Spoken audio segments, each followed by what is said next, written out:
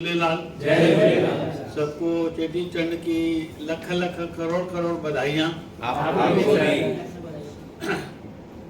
2-3 दिन पहले बरखा मैम ने मेरे से सवाल किया कि अंकल जी हम लोग चेटी चंड तो मनाते हैं, फिर हमको उसके बारे में जानकारी नहीं है। तो मेरे को लगा अगर मैं उसको बताऊंगा एक ही जने समझ पाएंगे, और यही अगर मैं प्रेयर में बताता हूँ तो कई हमारे ऐसे भाई हैं जिनको मालूम नहीं होगा, जानकारी नहीं होगी। और ये हर सिंधी का कर्तव्य और जुनून होना चाहिए कि अपने इष्ट देवता जो पालनहार है, बख्शनहार है, उसको जानना चाहिए।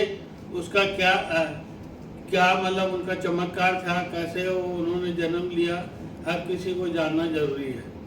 और मैं आप लोगों से निवेदन करूंगा कि ये कहानी सुन के, और लगता है कि कई बच्चों को इनकी जानकारियाँ नहीं है, अपने घर में उनको कहानी सुनाएं, बताएं कि हमारे इष्ट देवता कैसे थे।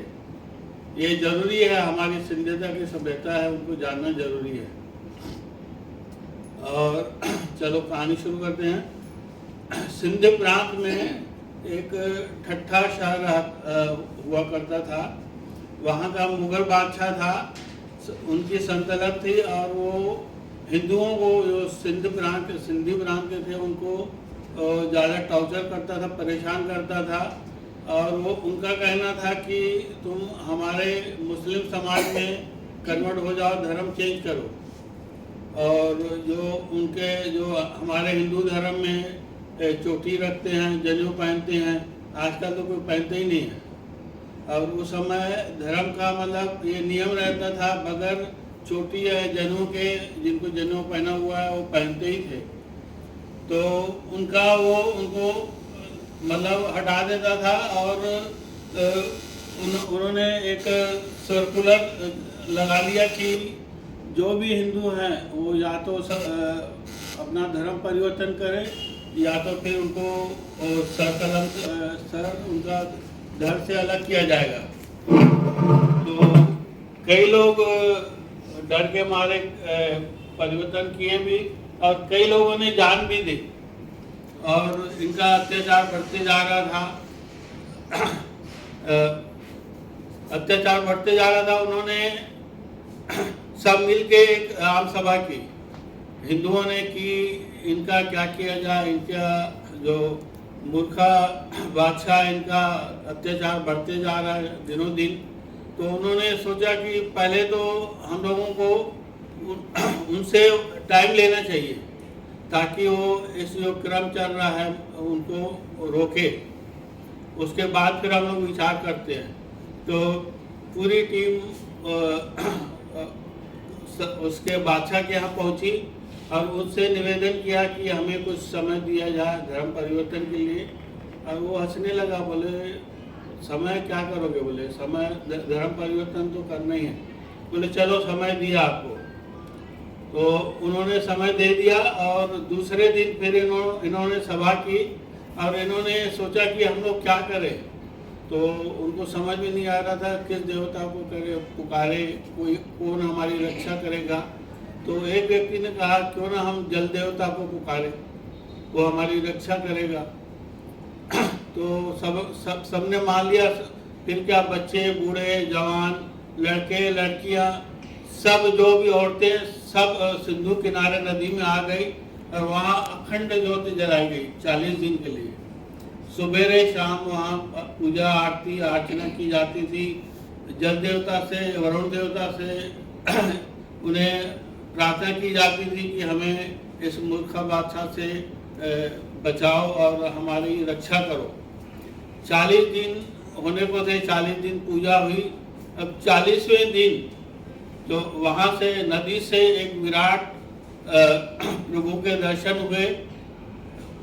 बाहर मूर्ति निकली जो पल्ले पे सवार थी, चेहरे पे चमक थी, और मोर मुकुट था, और हाथ में ग्रंथ लिए हुए था।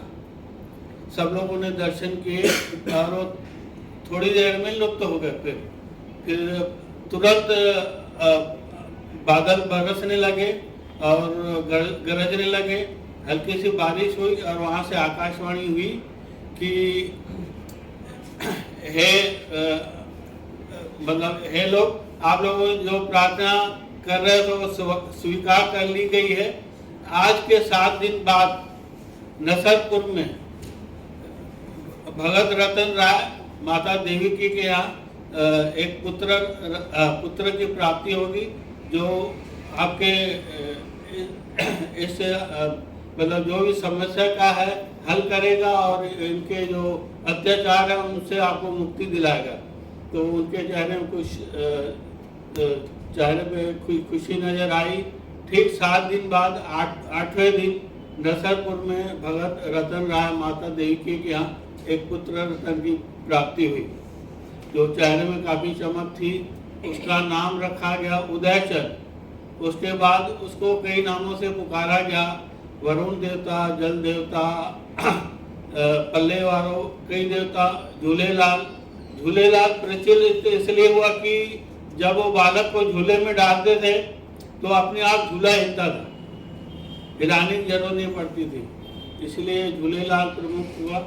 और उसके बाद इधर मिल्खा बादशाह फिर वो परेशान करने लगा कि बताओ टाइम हो गया है।